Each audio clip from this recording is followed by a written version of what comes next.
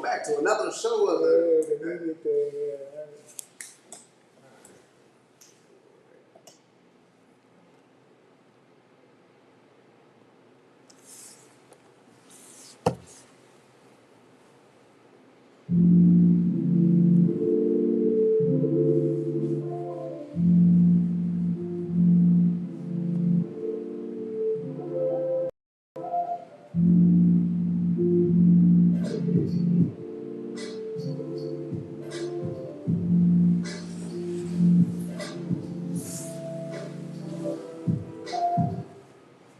Good evening. I'm Andrew Nelson, And I'm Malcolm Yates. and this has been another episode of The Narrative. A place where culture affects politics and politics affect culture, where we can change and best of create our own narrative for our community. Absolutely. So what's on the agenda for The Narrative tonight? Talking a lot about vote. Big time to vote. It's actually a great time for us to do that because, as you know, we are getting closer and closer to that day, November 8th, where we got some business to take care of. We got a job to do. Well, so the first thing I gotta ask is really why, right? Because there ain't no president running. See, this is the 52 fake out, right? Because we only get inspired. We only want to start paying attention when it's the top dog, right? Right. About time, what we need to understand is we have to have safeguards in action to protect us for whatever the top dog does. Right. So I kind of call our local politics like our offensive line, right? So if there's bad politics, let's say back in 2020 or 2016, where some folks didn't like Donald Trump. Mm-hmm. So his policies that comes down, if it's echoed by a U.S. Senate, echoed by a Congress, echoed by a governor, echoed by a state, echoed by state reps, and then echoed by our local politicians, everything goes straight down to the people that get hurt the most. So of course, having a unilateral or a monolith of elected members of one same party will make things happen sooner. But if it's bad policy, if we have our council in place that represents our community, we have our community in mind, right? If we have our mayor and our state rep and our state senator in place and our state governor in place, they are there to stop the foolishness that can come down from DC. So it is imperative for us to vote to have our state senator in, and also our governor. And being able to do that helps us for whatever decision happens in 24. Okay. Because what happens is the other side likes to, they know that we're not going to pay attention at halftime. We only like to do the beginning and we like the final score. But at halftime, we don't make no adjustments, and that's when they go in and they kill us. So we need to be really mindful in these off-year elections, these midterm campaigns, because it's the most important, right? To me, and this is just my opinion, the president is just a figurehead, right? Yeah. But where things get done at is the Senate, is the Congress, it's our state reps, it's our state senators, because those are the people who actually do the work. Those are the people who actually create the policy. Right? So if you don't vote, then you're gonna put somebody in that don't represent you, don't have your best interests in mind, don't have your community in mind. You know what? It's just like me, right? So, I seen something that says, I didn't go to the high, but I got C Pride, right? Let me give it a shout out, right? And that's me, right? So I got nothing but Chester Pride because you guys are my heart, my love. I love this community. It's something I grew up in. But if I ran for mayor and I start talking all this West Philly stuff, you feel like, oh, this is not. This ain't West Philly. So if you don't vote and I step up, guess what Chester's gonna look like? Well, guess what I'm gonna do? You see what I'm saying? So then, I do. So then maybe when I hear people say a lot that my vote don't count, maybe it's just like a misunderstanding. It's a big misunderstanding. Honestly, I think it's just a way for people just to be like, they just shoo it off. Like, you can't. And I think it might be a little deeper than that. It could be. I think it's rooted in the misunderstanding about the electoral college. Okay. Keep it better, right? Okay. So here's my thoughts on that. All right. A lot of people feel like their vote don't count because the focus is always about a presidential race. And if you think that your vote is going to directly elect the president, then it makes sense that you feel like your vote don't count because in a way it doesn't, right?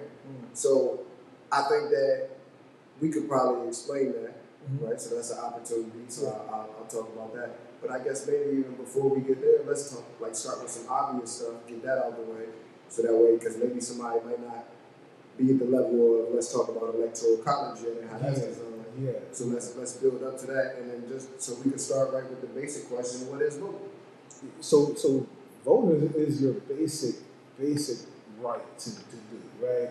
It's your support to the person of your community to represent you. You can't you can't walk in City Hall and ask for legislation to be done and created. So you have to bring someone or vote for someone in who you know is going to represent the best for your community. So that vote dictates, says, yes, I put my trust in Andrew Nelson because he has my community and my best interest in mind. He's going to represent for me. And that's what your vote is. When you don't vote, you just give it away. So a person who don't have your best interest in mind takes it and represent and say, hey, I represent this area. So because you didn't vote in, you can't tell me nothing because I already took it. I'm here. All right, so that makes sense. Now, I would ask, if the vote relies on the people, right? Then why can't we walk into City Hall and demand legislation? Why do we have to have a representative or a republic? Right. So I think where I want to go with this is I want to make sure that people understand the difference between democracy and a republic, and how the United States is a democratic republic, and how that works out. So that could be another layer. Yeah, that is deep. That is deep. I mean, but can you go? You know, you can go and demand that, right? You can. Right. And you can ask and you can make noise and things like that, but everything has a process. That's correct. Everything has rules, right? I can't go, ask for my money back if I ain't paid. Right. You know what I'm saying? I can't ask for a club admission if I'm not on the list, right? So you got is rules and policies to everything that we do. And it's unfortunate that some people think that some places don't need it, but everything everywhere has rules, procedures, and policies. All right. So then would you say that it'd be safe to say that your way that you can go in and demand your legislation is by voting for a candidate who's going to match what it is that you want? Absolutely. That's the whole purpose. And that's what we get. That's what we want. We want you to bring someone from your neighborhood, right? We want somebody from your block that you know got it going on, that you trust, and you put them in there. And the minute that they don't, then you go holler at them and say, yo, what's up? Like, yo, you were supposed to do A, B, C, and D. Oh, you're not going to do that? All right, cool. Then next election, you're out of here. Right. And so, just to add a little bit more clarity, when we talk about local elections, like at a municipal level, like a Chester City local election, or a county level election, or even a state level election, the voters have a one-for-one vote. One for one. One for one. One for one. That means that if there's 10,000 voters and 7,000 of them come out and vote for you, you win in that race. There ain't no other. Ain't no way around it. Right. So there's no ratio. There's no percentage. It's one for one. If we both ran for the same seat, and you got 501 votes, and I got 400, you win. Right. And if I came home and found out that my cousin didn't vote, that's the one vote that you did, and now we got a problem because you're not supporting me. And it don't take nothing just to go to the joint box and go, bang, that's right. it. So you said something really that I think it kind of went right past, but it's kind of profound, right? Mm-hmm. So, and it really adds light to our overall point. If you lost at 501 and your cousin didn't vote for you, that cousin has now just become the most powerful voter in your scenario, right? Mm-hmm. So how is it that we have this situation where one vote can make a difference, right? Mm-hmm. But in our brain, we got it made up that our vote don't count. I wonder what kind of psychology is going on there with that. Because I think it's just years and years of conditioning, right? To be quite honest with you. And a lot of times, politicians come in, they ask for your vote, they get out there, and you don't see them again. So I get it. And then it goes back to, like you said, the presidential with the electoral college, where each state has a certain has a certain representation, a certain number, and if one person get that number, then the person wins. So a lot of times that confusion causes a lot of the chaos or some of the apathy of all right, well, you said I was supposed to vote. All right, he won Pennsylvania, but he didn't win Texas, so now my boy didn't win. So why would I vote? And I truly get it. Right, but that's really only on national stuff. That's only on the national level. It don't count like that. It don't work like that here. It don't work like more that. people in your area that go out and vote for your candidate, the stronger your candidate gonna be. That's why they want to recruit more people. Like that's it. That's why they have And teams. that's why they want to control to where it's like they suppressing our votes, right? That's why gerrymandering comes about. That's why voter intimidation comes about. We'll talk on a little bit more. So to summarize, what is voting? Voting is your way of saying, I'm here in the arena. I'm here in the political arena, right? This is my way in the door. Admin one. And then now, once you got a ticket, you have the ability to use your voice and say, I want this. Right. That's right. But I think historically, because I got to stop playing the words, right? Okay. Historically, in the black community, right, we've struggled with consistent voting blocks. Why? Right? Why? For whatever reason, but mainly I think because, for like you said, through apathy, right? So many years you've been beat down and told you don't matter, and then maybe you vote consistently, but it's never a candidate that aligns with you, right? So then we could talk about that a little bit more once we clearly establish what is voting and why voting, because when you got a large voter base of people who vote, right? Now you can actually challenge those local people to commit to stuff that matter to you. So here's a question for you. If it didn't matter, why do they consistently always make rules to either take it from you, make it harder from you, or stop you from doing it? Because now it absolutely matters. That's As a matter of fact, in politics, it's the only damn thing that matters. Because even on a national level where we think our vote don't count, it does. Because the popular vote in most states determines what candidate gets those electoral votes. Right? So by and large, that's still a direct representation, would you agree, of your vote count. Absolutely. It just sways a little bit more. Absolutely. Right? Absolutely. It's the only thing that counts. And the sooner we understand that, the better off we're going to be in the world, in the political arena, but specifically in our own local communities. People really, really hold the power. We do, man. We just don't understand that power. And we hold so much power. It's mind blowing how we don't use it. Right. But it's because nobody making noise, and when they do, they get killed. Yeah, when we make noise, we get killed. Or when I say, yo, I'm gonna be that boy, you be like, yo, why you? Right. Why not me? Because I studied, I recognize, I see what's going on, and I volunteered my time, talent, and treasure to be that boy. Right. So just get behind me, I got you. Right. And that's what most of the candidates are saying. Like, just get behind me, we got you. That's it. So look at voting blocks like money, right? I like to use this analogy, right? In the world, we can understand the more money you have, the more power you have. What the lot say? First you get the money. That's right. Then you get the power. Then you get the power. Then come the that money and respect. Right? Absolutely. So I think that in of itself is a word in the lesson.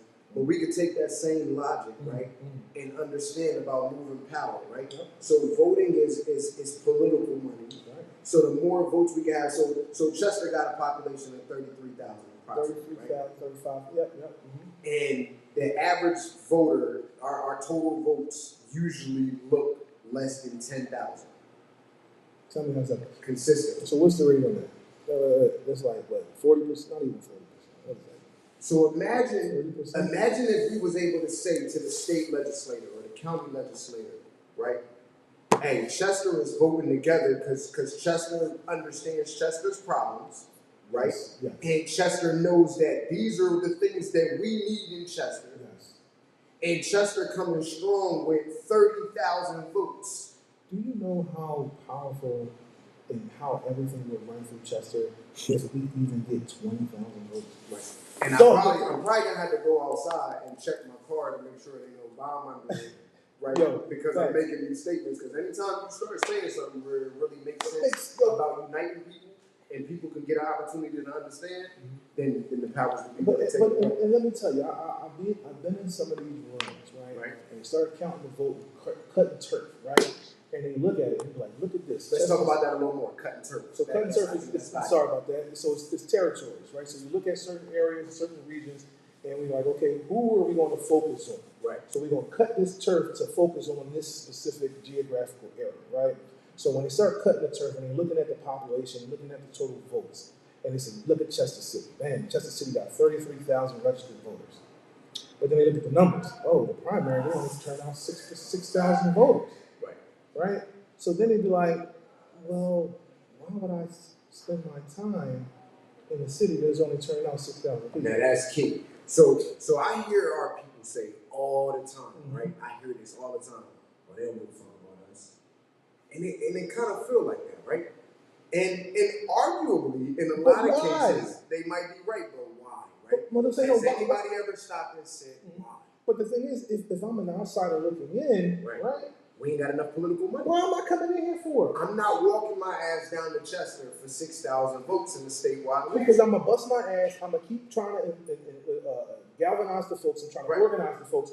But then as soon as November 8th comes, or as soon as election day comes, 6,000 people. Right. But what if that 6,000 was 30,000? Then listen, every single legislator, everything. Every single president, every single governor, every single judge, they would be salivating at the opportunity to come sit in front of a Chester audience. So like they say now, right? Mouth water. And I'm a Giants fan, but they say the road to the Super Bowl is through the Eagles, right? So the road to the presidency, the road to any type of seat will roll through Chester, bro. And people, and they would have to come down here and make sure that they're on code. Right. Because if they're not, we got 30,000 or we got an 80% turnout rate. Right. That's going to make sure you do what you're supposed to do. But we out here arguing about party politics, right? We out here divided between Democrat and Republican with Chester 4.5 or so miles wide. And we arguing, we're infighting about different blocks or different sides of the neighborhood, right? But meanwhile, our power on the stage that really matters is weaker because we divide. And they do that on purpose. On purpose. So what is voting?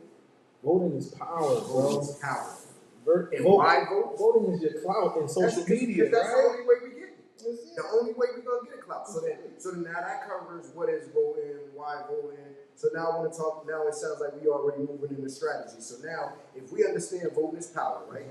And we understand that voting is clout, right? Because the only way we're going to have enough noise to be able to make is if we come in with 30,000 votes as opposed to 6,000 votes, right? Right. So if we not making no noise in the election booth, then the squeaky wheel get the oil. We not getting no oil, right? Because they gonna be like, man, we ain't got nothing for Chester because y'all ain't got nothing. Y'all can't vote. Y'all don't even care. Right. So we need to vote. Absolutely. And we need to show that we can vote consistently in the presidential years as well as the midterms. Right. It might take a little more. But the lines ain't that long. It's cool. Listen, people at the polls are going to be able to help you out. You know, listen, I've been dedicating my time at the election polls for the last 8 years, bro. And I haven't even worked. It's all volunteer. Right. That's how much I care about it. Right. And I didn't even know I cared about it like that until I woke up and found myself having my wife there, my daughter's there. I got my 19-year-old daughter working the poll. Yes. She called me up from Georgia, and she was like, "Hey, Dad, guess what I'm gonna do? I'm working the poll at Stacey." That's all. I was proud. I know that's right. And it sounds corny, but I was like, "Yeah." No, that's gonna be in the history books. That election gonna be in the history books. We gonna read about Stacey Abrams and her work. So yeah, that's real. That's real. So I'm not quite there because my daughter not calling me from Georgia. You But what I do is, I've been the judge of elections now. This would be, I think, election number 11 for Chester Road. Right? So this would be getting up there, man. I've already, so it was the first 4 years. I already agreed up for another 4. And we're gonna keep kicking with it, right? Because somebody got to do it for the access, right? Set the example. Right? Because when those little kids come in there and they see us all the time, man. They're like, damn, dog, you like politics? Right. Yup. But I said all this to say, so I bring my babies there. Okay. Every time, right? Because I want them to see democracy at play. I want them to understand from a very early age, like I want it embedded into them. There ain't really no other route other than voting, right? Because they're going to fully understand and never be able to part their lips to say my vote don't count. Because that is the most passive way to say, I quit. That's exactly what you're doing. You just saying, all right, dog, I quit. Right, you quit, say that. And guess what they said? Thank you, because Right. now I can go ahead and Because take now this. they control the bus, right? Control it. So why we keep getting passed over? Because we don't have a voting strategy. Mm. So what's a voting strategy, right? Like, how does that even work? What does that look like? So a voting strategy is honestly is so simple. Like we overcomplicate words sometimes, right? Right. Strategy is just a great word to say a plan.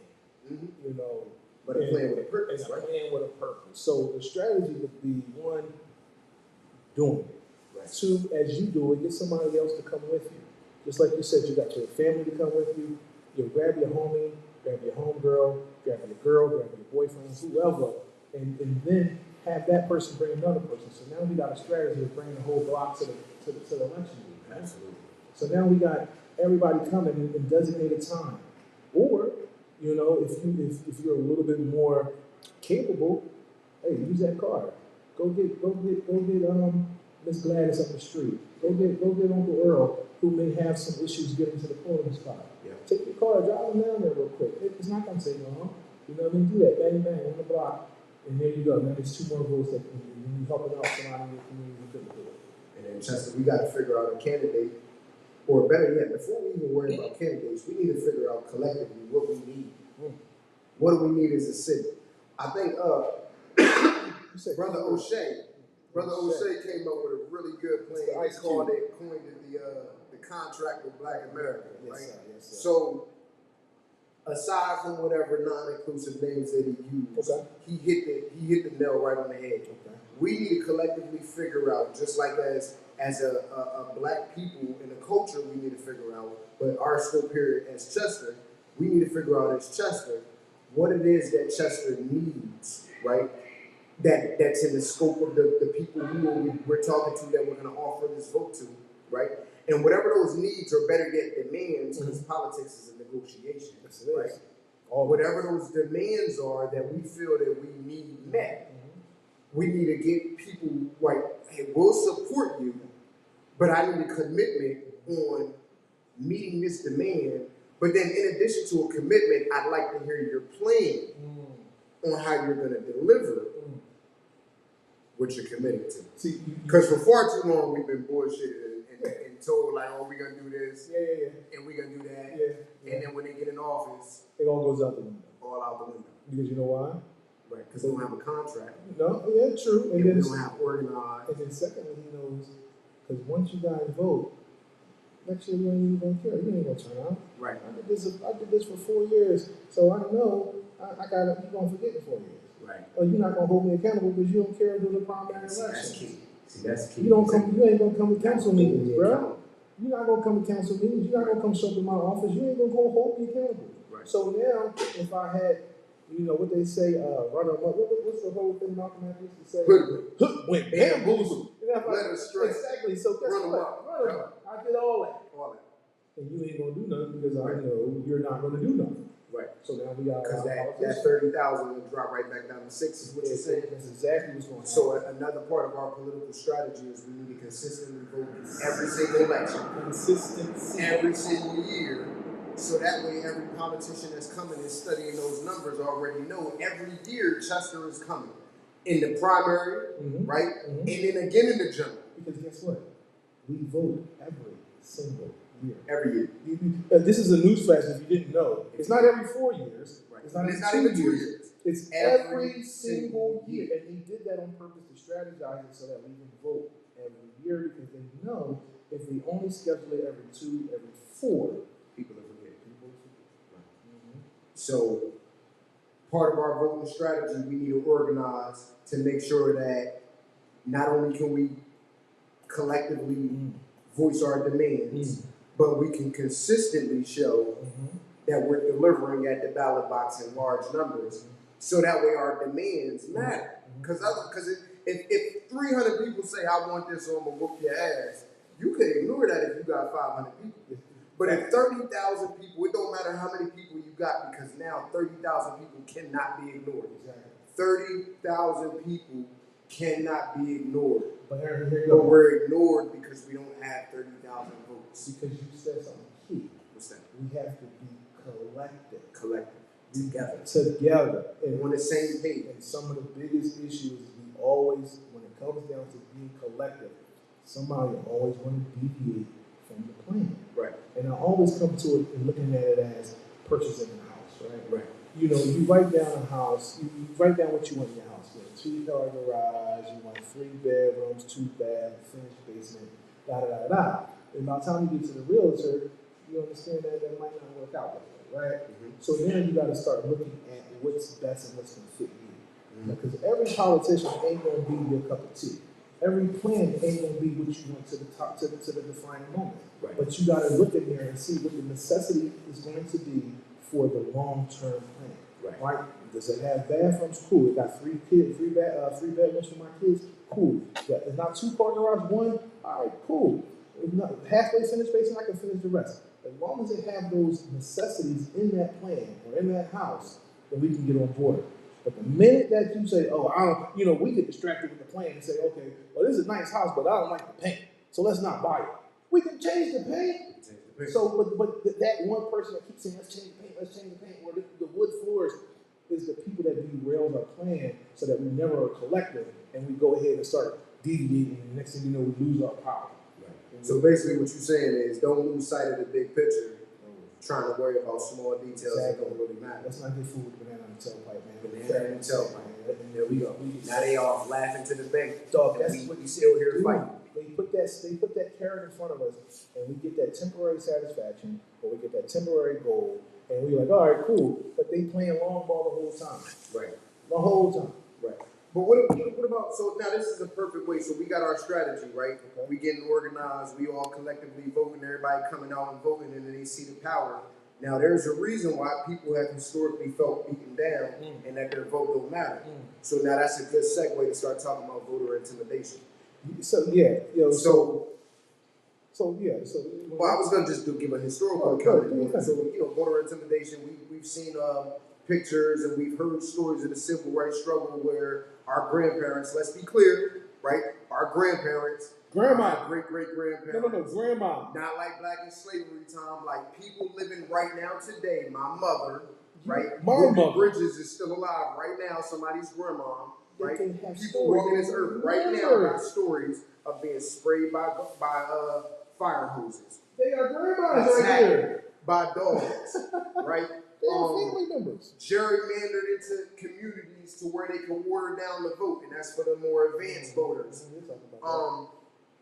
But all different ways to suppress or minimize or take away our vote, because understanding the way that a democracy works in a democratic republic, we elect our representatives who make our major decisions for us. And when they're not making decisions for us, they can get out real easy. That's why Congress terms are only 2 years, guys.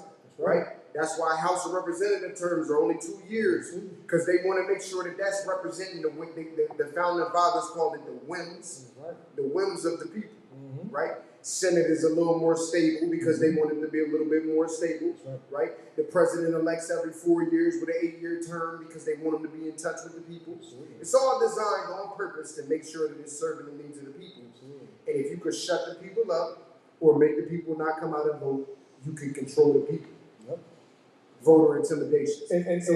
So when you say voter intimidation, and then we just talking about, we're coming up on a really, really important election, right? And I hate saying that because I don't say that every election is important. But here's the kicker though. They're going to be bringing in folks to stand at election sites to purposely intimidate folks to go in. Right. So, and it kind of, me and my wife were talking, right? And we were saying, like, what's the one thing you see driving or you see out that would intimidate you? And this is a joke. She says, you know, whenever I see someone wearing the American flag on their shirt or the American flag hanging from their truck, I instantly tense up. Especially if it's a red truck. Ooh, boy. So if I see that, it's rust color, little mud. Exactly, you know what time it is, right? You know what time it is. Yeah. So we automatically tense up, and then, you know, you from a different cloth, you're not going to let you run the full, but a lot of people don't want to get involved with any type of conflict, right? So they'll avoid it. So knowing that some people avoid contact, knowing conflict, and don't really want no smoke, and then on top of that, not really wanting to vote in the first place. Let me go ahead and make it even tougher. Let me go ahead and put some little boys outside. Right. Let me go ahead and put some folks out there, armed or not, or angry with signs, Right. to say, I dare you to come over here. But that's extremist. Another thing they could do is they could just make a big ass crowd that's hard to get through. And that's exactly what they're Because going to maybe do. they're not even really rowdy. No. Right? Or maybe they have cops there, right? Yeah. Right, with guns drawn, Yeah. where now it makes it a little bit, so all different kind of things to intimidate. But what right? you want to notice is they're not of your community. That's correct. So when they're not of your community, and you understand that they're not there, the only way that we can do it, and we can have some kind of combative way to combat this, is that we vote together collectively. That's right. So we need to be going to the polling places collectively. That's right. Because you know what's really good at moving crowds? Another crowd. Another crowd. Definitely another crowd. That's of that neighborhood, Right? that know the block. That know the area. And if you got some, some men with you that's there. Right. Yeah, And if we're talking about strategy, right? yeah. Voter intimidation is a strategy. It's It's just a strategy against the people who want to maintain things the way that they are. Exactly. Right? Exactly. So that means that the people who want to see change got to strategize as well and come up with our own numbers That's right. and our own strategies That's right. to ensure that our own interests are being spoken for as well. And it's easy. Like, so we're going back to these words where it may intimidate folks, right? And honestly, all that means is, hey, yo, you, instead of hanging out, outside somewhere or on the stoop somewhere, just hang at the polling place for a couple hours. Right. Just chill, grab a chair, get yourself something to eat, go to the store real quick, get a little bag, and just stand outside the polling place and help out the people you see of your block coming in. And I guarantee you that them seeing you there, one, gives a friendly face, a familiar face. Absolutely. And two, if there is some type of voter intimidation, they ain't from your neighborhood, that you don't know these folks, so you gonna make sure that if they cause any issue, you can bounce back on them and say, listen, we're not about that, we're not having that here. So I really want for us men to really be out there, because they say a lot of us black men don't vote. They say a lot of us black men don't really care. And even if you, I want you to vote. I resent that Yeah, I do statement, too. and as the judge of elections, I see plenty of black men that vote. Facts. Now, with that being said, I'd love to see plenty more. Yeah, and I want you to vote, but even if you don't, just stand at the polls for me, my dude. Right. Just stand at the polls. Make sure Be your involved. mama's cool. Make sure Right. your sister's cool. Right. Make sure your Little bro homegirl is is cool. cool. Yeah, little bro Right. cool. Just stand on the Little block, my sis. dude. That's it. Just stand there. Right. And make sure And nothing you going happen down. to come to 1-1, I'm gonna be there. That's right. Link with me, we'll talk. That's right. That's right. Get some more information. That's right. Um, And if y'all out in Chichester, or y'all out Marcus Hook and Trainer, you're gonna see me. right. That's right. So yeah, absolutely. All right. So we cover what is voting, Yes, sir. and then underneath that, we talked about subtopics of why voting strategy. Yeah. We cover voter intimidation, Yeah. right, Yeah. and how we can combat voter intimidation. And I've seen it a lot too, bro. So, can you tell us a couple stories about that? Or maybe Oh just man, one. I mean, it was Because to a it look point different. where, when you go to the polling place, and I'm trying to be nonpartisan in this joint, but a lot of times when you go to a polling place and you see the signs all up, right, and you Right. see the committee people or people that's working the polls, and they just got that whole polling place ready, Right. And if it's not your party, you come up to it and you see all these signs, and there's some red signs and these signs you don't know, and these people that you know is on the opposite side.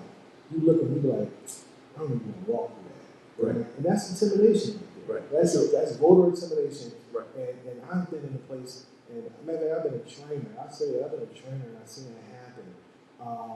It was a while ago. So, but I seen it happen where a young lady didn't want to walk up. You know what I mean? She didn't want to walk up, and she was a little intimidated. And I said, "Sweetheart, come and walk with me. I'll walk you through." And that really made a difference for her. And I said, they just here, they just have their signs up. They're just, doing what they're supposed to be doing as far as representing a candidate, but they know the science behind it. Absolutely. And to be honest, trainers got better out there, and Jen Frazier's been doing some good work out there, and my girl Tracy Tucker, been changing it around there in trainer. But yeah, I seen it happen. I seen it happen to Marcus Hook. I seen it happen to Uncle Chai, where I just walk them through. I kind of walk on a wisher, wisher, wisher contract. I kind of walk that way from time to time, you know, and that actually helped out getting our candidates their votes that we need. So maybe till she said, nah, I'm gonna paraphrase it. I don't want to butcher her statement, but it was something to the nature of when something is a problem of one person, then it's everybody's problem. Absolutely. Right? And she witnessed firsthand through her tragedy, and she gave a story of how when she used to watch the news and be like, oh, that ain't got nothing to do with me, that's not my neighborhood, or that's not my community. And then her son went down to that neighborhood and that community and never made it back. So then it made it real to her that when it's one person's problem, it's everybody's problem. Well, I want to use that same advice here, right? Like maybe because Chester is predominantly the same race, we might not have as many voter intimidation things going on. But to be clear, we got plenty of voter suppression things that go on, right? That state controlled and controlled from outside entities. So our collective people to get together, people from Chester that cares about Chester and wants to represent Chester, being present and actively involved, that's going to be the way we can fight against it. And then also we just got to all as a people understand that whenever there's somebody whose voice is being dampened, the more people that it is that their voice can be quieted, the harder it's going to be for us that's here yelling in our communities where we feel like it ain't our problem right now. It'll become our problem because if you think of a snowball rolling downhill, it get bigger and bigger and bigger as it start picking up snow, right?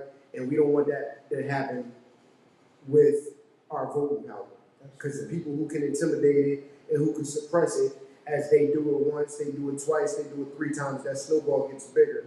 And then before you know it, it's too big to stop. And you're right. And you're saying in Chester, you know, some folks may not be as bold to do it here in Chester. Right.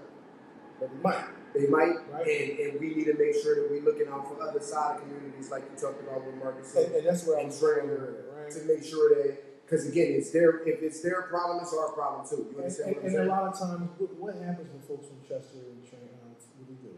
They move to Training, right? The Hook, right? They move to Brookhaven, right? They move out and they move in these areas that's adjacent to Chester. Yeah, Campbell Farms, Hubbard, 45. Yeah. So now they're probably the 3rd or 4th black family on the block, or they're probably the only Democrat on the block, right?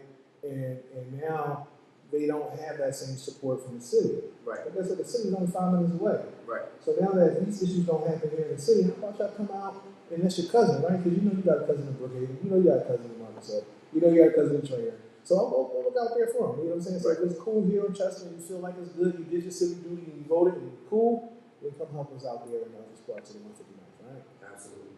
So then the last thing I wanted to touch on before I do my piece, and then I know you got one more piece that you wanted to say and before we end it out. I just wanted to reiterate, what we spoke about in our introduction episode about the Voting Rights Act. Absolutely. I want to remind people that as it stands right now, the historic legislation, the Voting Rights Act, that our grandparents in the late 60s toiled, worked their ass off to get passed, so that way the country can have better opportunities for voting for minorities, right? It's now being taken apart slowly and systemically by people who don't want us to have the ability to vote. The only thing we're going to be able to do is pass another Voting Rights Act. The only way we can pass another Voting Rights Act is if we collectively vote in legislators who want to pass another Voting Rights Act. And if we can't do that, then we will see our voting rights diminished, taken away, suppressed, intimidated, and we won't have access to vote. And then this country looks very, very different than what it does today. So it goes back to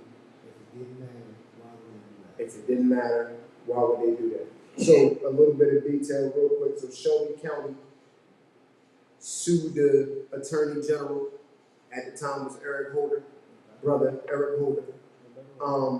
And unfortunately the Attorney General lost his case. Their case was that the mandate for pre-clearance, which means that before a municipality can change their voting laws, right, in any kind of manner that would negatively impact, notice I said impact, not to be confused with intent, right? Because people will try to confuse the two and say that this law does not have any intentions on discriminating. Okay. And it doesn't matter if it has intentions on discriminating.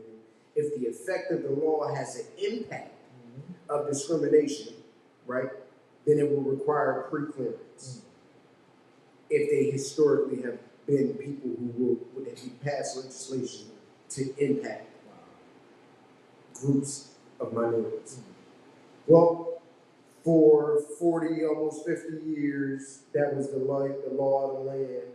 And then in the early 2010s, they sued to say that this was unconstitutional, and a 5-4 majority decided that pre-clearance is unconstitutional, right? And I think that basing it off of whether it's constitutional or not is not fair, because everybody knows that the framers had no intention on ensuring minority protections. But we have a 13th Amendment that reaffirms America's commitment to making sure that everybody is treated equal, right? And the civil rights legislation was based wholly on the 13th Amendment. Or was it the 14th Amendment, not the 13th? I think it might be the 14th Amendment. Hang on, let me make sure I got it right. It's points of order matter. I think it's the 14th Amendment of the Constitution. All persons naturalized or subject to jurisdiction are citizens. There we go. It's the 14th Amendment. And as you were, I apologize. Not the 13th Amendment, the 14th Amendment. I'm not a constitutional scholar. My apologies. I mean, I wouldn't say I'm a scholar either, but I'm trying to learn it, Exactly. right? Because what is, I think Jose says it in the Bible, maybe it's like 4 and 6 or something like that. Don't quote me on that, but it say, my people perish due to lack of knowledge, or my people die due to lack of knowledge, or fail. Fill in whatever synonym. If you don't have the information, it's over. It's checked out season, man. So I'm trying to learn as much as I can and pass that information so that we can be better educated, right? We don't got to be a constitutional scholar. No. We just need to learn it and understand it, because people are playing this game and they playing for keeps. Oh, yeah. And we need to be playing this game and playing for keeps. But anyway, so the civil rights legislation was founded wholly on the 14th Amendment, right? And where that everybody is equal, and understanding that when you have systemic things in place that have purposely made us not equal, you cannot create legislation without taking race into account, because race has been at the forefront of the political argument since the beginning of the United States of America and before. It will always be. Right? So we can't make laws that don't take race into account. So I think that was a trash ruling on behalf of the Supreme Court. Of course. But regardless of what I think or not, pre-clearance is gone. And now Alabama has sued again to take out, I think it was the second clause of that, where it argues specifically that you can't utilize, Alabama is arguing specifically that we are not allowed to use race as a form or as a criteria for drawing these lines. And the Voting Rights Act says that if the impact affects specifically your race, you are using race, and this is not a valid legislation. Alabama is challenging that and saying that we're at a time in America now where race is not an issue and we no longer need this standing. But anybody with eyes, ears, and teeth can know that race is still an issue today. And if you don't believe me, ask your local friendly white person would they like to trade places with black people. And if the answer is unequivocally, if the answer is not unequivocally yes, I'd love to trade places, then you got to ask yourself, is there something going on here, right? So we're in a scary time. We need to ensure more now than ever that we setting aside whatever kind of personal agendas we have, because there's real life shit going on in the world right now that's affecting our country and our democracy, and it's going to directly affect our ability to vote and our ability to continue to stand on whatever promise America has for equality. Today, right now in 2022, it's under attack.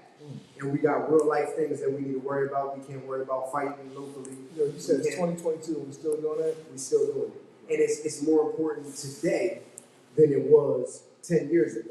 Because 10 years ago, it wasn't under attack. You understand? So simply put, we need to set aside whatever kind of differences we have. We need to vote together collectively, intentionally, meaning that we are purposely electing candidates that are going to stick to an agenda that's going to help us get to where we want or need to be. So I don't know how to say it any more than that, man. If there has never been a more important time politically for the culture to get locked in together and start making noise. Gotta get locked in together, man. Otherwise, it's gonna pass us by, and we're gonna have a whole generation of people, literally for the first time in any of our lives, where we're gonna be living like our grandparents lived previous to this voting rights legislation. We have to get on board politically. We have to. We're not in a time no more where we got the luxury of saying, "Oh, I don't do politics, dog. count. Yeah, I don't do politics. Or I don't do politics. Because politics is doing us. It's going to do you. Right? It's going to do you. It's going to do you. Listen. So if you don't pay attention, it's going to come. That's my part. And then your part. Yeah. So, as we know, we were talking about the elections, and we were talking about what's purposeful and who to vote for and how to vote. And this local election that's coming up, it really means a lot, because we always hear that we need the majority. We want to run the House. We want to run the Senate. But if we don't, how can we run the House and run the Senate if we don't vote for the seats that we need to retain, right? So we all know that we want to have Josh Shapiro run, and this is my views. I mean, this is Malcolm Bates' views. I don't do the whole thing at CMP Radio, does not feel all that good shit. All that good stuff. This is Malcolm Bates' views. So we want Josh Shapiro to win. We want, we got to do what we got to do for the Senate. And here in the city in the 159th, we got a new candidate that's up on the block, Carol Kazan. So we want to keep the seat Democratic, right? We want to keep the seat in Chester City, because if we don't, then it leaves. Now it goes back to what you were saying about these lines being redistricted and gerrymandered. And if people don't know, the 159th has now become a little bit more red. It moved in Upper Chichester a little bit more, right? Giving the folks of Upper Chi some words of what's going on here in the 159th. So, what happens if their seat gets lost? Where do you think that person is going to have a seat, office here in Chester City? Right. So I mean, it's up for grabs. It's up for grabs. So now we're looking at a place where there's a lot of apathy. We're looking at a place where a lot of people are dejected. Right. We're looking at a place where people are just going to do things to voice their displeasure. Right. But that's not being collective. That's not being bold. Right. That's not doing things the right way. So we need to have and make sure we vote for the collective choice of one, keeping the seat in Chester, so that State House continues to have a representative from the city to voice their opinion and represent the community. Because what's going on is that there's a lot of rumors and there's a lot of other things that's going on where people are going to just throw their vote away, or not vote at all. And the issue is with that is she needs all the votes that she can get. We're going back to that 33,000 votes, right? Right. If you throw it away by a write-in or not voting, then that seat, then those votes are going to go to the other side. And unfortunately, there's a thing in the Delaware County Democratic bylaws that says that if you are an elected committee person, those people who represent the committees or judge of elections or whatever you are voted in to do, if you're actively soliciting against the candidate on the ballot, you can be censured and removed from the party. So why even go through that one, for yourself, and then two, big picture, allowing the seat to get tossed away to the other side. Right. So again, these are things that I think we really need to look at as a collective unit instead of really thinking about our feelings of how we felt. There's a lot of things that we don't agree with, and a lot of things we do agree with. The one thing we all agree with is that state seat needs to stay in Chester City. Absolutely. And what good is it if we flip the one in Upper Chi, the Kathy Spar seat, the one in Media, and we lose the one in Chester? Right. What sense does that make, bro? Now, Because you saw we these. still can't get resources distributed to this area. So now that 6,000 votes with no state representative, Right. just imagine what happens there, right? So now it goes to the other side. No state rep here. Let's say ridiculous nonsense guy wins. Who's his name? Mastriano, right? My body, my choice, ridiculous. Say he wins. Who's going to protect Chester? Not the other side. Because guess what y'all did? Y'all threw y'all vote away and gave it to somebody who's up in Upper Chi now. They don't represent what you got going on. Right. And they agree everything he says. Right. So now they're making decisions for you because you are going to do what? Throw your vote away. Right. So again, that's really where I was at with it.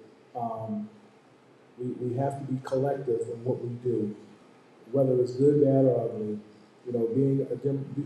Being in politics for the last, I want to say 10 years, there's votes that you vote for that you don't really agree with, right. But you know what the big picture is. Right. And you know that what the opposite choice would be. So knowing that, I'm going to go ahead and do my civic duty. And definitely as an elected committee person, I'm an elected state committee person. So I got to do my job no matter what. Right. If you're on the ballot and you won the primary, I got to do my job. You know what I'm saying? And that's what we have to do. You got to do your job.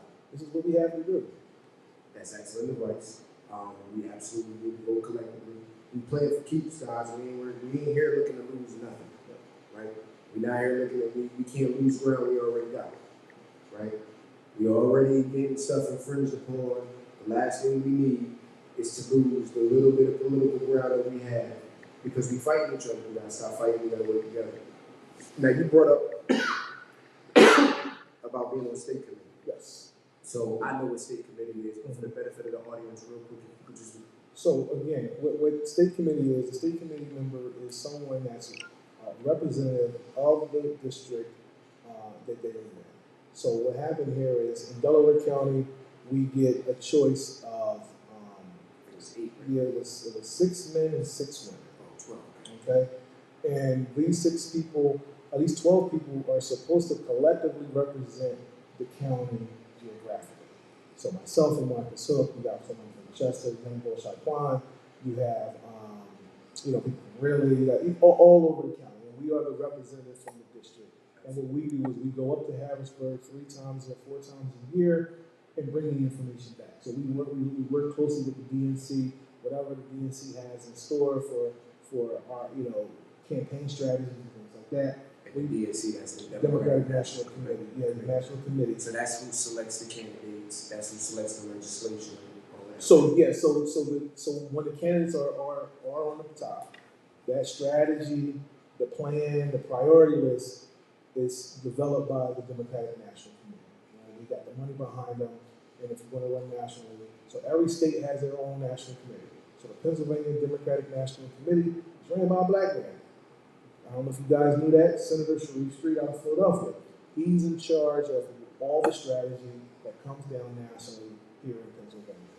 And my job here as a state committee person is to take what he has in PA and take it down here to Delaware County. So I've been doing that and been grateful and lucky enough to get this for 3 terms now, which is this is my 3rd term. And how did you get into that? Why is it that it's you? Who is it that made it to where you could become that person? Honestly, man, just doing the work.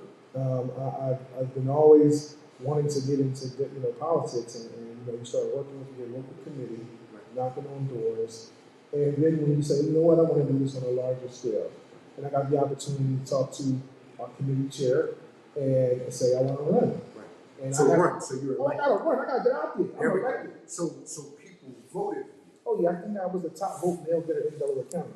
I'm just gonna flex on that a little bit. I think I got like 20,000 votes. Right. Top male vote getter in Delaware County. This young black boy from, I'm gonna say Marcus Hook now, from West Philly, but yeah, Marcus Hook. So there go another one for your vote don't count, right? Oh, yeah. So not only does your vote count for local elections, but it affects party politics as well, right? And that's as local gonna get. It don't get no more local than that. Mm-hmm. No more grassroots, boots on the ground. Mm-hmm. You literally are electing people who run the party that elects your people. That's right.